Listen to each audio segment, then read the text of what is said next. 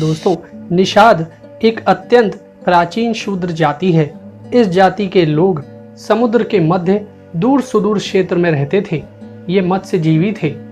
यह प्राचीन जाति पर्वत, घाटियों और वनांचलों तथा नदियों के तटों पर भी निवास करती थी। परंतु यह जाति सिर्फ थी ऐसा नहीं, यह जाति आज भी मौजूद है। हमारे देश में 4 वर्ण में कई जातियों के अपने अपने कार्य निर्धारित थे। कोई जाति ऊंची नीची नहीं थी। आज कलयुग में विकास का दौर चल रहा है, जो कि सिर्फ कलयुग के अंत से पहले का भ्रम है। इसीलिए कई जातियां अपना मूल धर्म छोड़कर विकसित होती जा रही हैं, क्योंकि आज का मनुष्य उसे नीचा दिखाता है। खैर, ये तो आज के मनुष्य की मानसिकता है। चलिए जानते हैं आज की इस कथा को।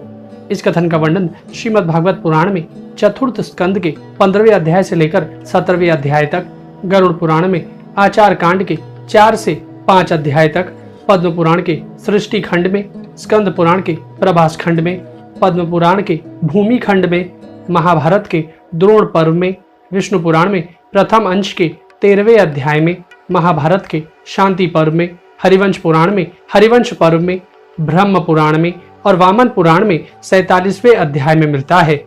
दोस्तों, एक दिन वे सभी मुनिगण सरस्वती के पवित्र जल में स्नान कर अग्निहोत्र से निवृत्त हो नदी के तीर पर बैठे हुए हरि चर्चा कर रहे थे। उन दिनों लोकों में आतंक फैलाने वाले बहुत से उपद्रव होते देखकर वे आपस में कहने लगे, आजकल पृथ्वी का कोई रक्षक नहीं है, इसलिए चोर डाकुओं के कारण उसका कुछ अमंगल तो नहीं होने वाला है। मुनिगण ऐसा विचार कर ही रहे थे कि उन्होंने सब दिशाओं में धावा करने वाले चोरों और डाकुओं के कारण उठी हुई बड़ी भारी धूल देखी। देखते ही वे समझ गए कि राजा वेन के मर जाने के कारण देश में अराजकता फैल गई है, राज्य शक्तिहीन हो गया है और चोर डाकू बढ़ गए हैं।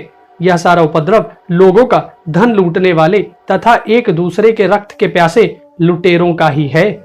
अपने तपोबल से लोगों को ऐसी कुप्रवृत्ति से रोकने में समर्थ होने पर भी ऐसा करने में हिंसा आदि दोष देखकर उन्होंने इसका कोई निवारण नहीं किया।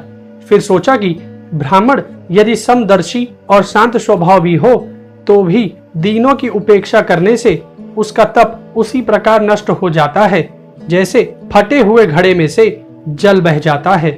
फिर राजा अंग का वंश भी नष्ट नहीं होना चाहिए, क्योंकि इसमें अनेक भागवत परायण राजा हो चुके हैं। ऐसा निश्चय कर वे राजा वेन के शव के पास पहुंचे और फिर उन्होंने मृत वेन की जांघ को बड़े जोर से मथा तो उसमें से एक बौना पुरुष उत्पन्न हुआ। वह कौवे के समान काला था। उसके सभी अंग और खासकर भुजाएं बहुत छोटी थी, जबड़े बहुत बड़े, टांगे छोटी, नाक चपटी, नेत्र लाल और केश तांबे के से रंग के थे। उसने बड़ी दीनता और नम्र भाव से पूछा कि मैं क्या करूं? तो ऋषियों ने कहा, तुम निषीद अर्थात निषिद्ध बैठ जा। इसी से वह निषाद कहलाया।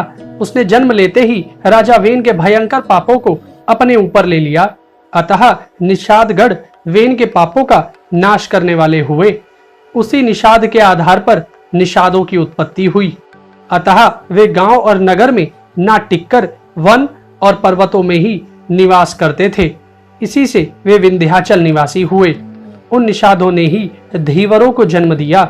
इन धीवरों के अतिरिक्त और जो भी विंध्य में रहने वाले तुषार, तुम्बर तथा वनवासी गोंडकोल आदि हैं, इन सभी को वेन से उत्पन्न हुआ ही समझो। दोस्तों, वैसे तो सनातन धर्म में 4 ही वर्ण हैं, परंतु आज का समाज निषाद जाति को अच्छी तरह से परिभाषित नहीं कर पाया। इसीलिए निषाद को अपरिभाषित रूप से वर्ण में रख दिया गया। निषाद गणों को हमारे भारतीय इतिहास में कई स्थानों पर प्राथमिकता प्राप्त है, चाहे वह रामायण हो या महाभारत या फिर पुराणों की कथाएं। हर क्षेत्र में इनकी प्रधानता रही है। त्रेता युग में श्री राम को उनके माता पिता ने 14 वर्ष का वनवास दिया था। उसके बाद उन्होंने सबसे पहला पड़ाव अपने घनिष्ठ मित्र निषाद राजगुह के क्षेत्र श्रृंगवेरपुर में ही डाला था। वहां पर पूरे निषाद समाज ने श्री राम के परिवार की सहायता की थी। शुक्ल पक्ष की पंचमी को निषाद राजगुह की और शुक्ल पक्ष की नवमी को भगवान श्री रामचंद्र जी की जयंती पूरे देश में मनाई जाती है। द्वापर युग में निषाद राज हिरण्यधनु का पुत्र एकलव्य मृत्यु लोक में बगैर किसी गुरु की शिक्षा के सबसे बड़ा धनुर्धर कहलाया।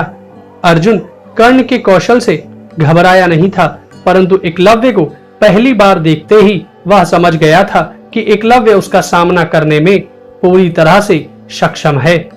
दोस्तों, आज निषाद वंश को 578 जातियों में बांटा गया है, जिसमें मुख्य रूप से गोंड, कश्यप, मीणा, कोली, भील, राजभर, केवट, मल्लाह, बिंद, लोधी राजपूत, सोनकर, सोनी, पांड्या, द्रविड़, भोई, खरवार, मजवार इत्यादि हैं। आज निषाद वंश हमारे देश का एक महत्वपूर्ण अंग साबित हुआ है।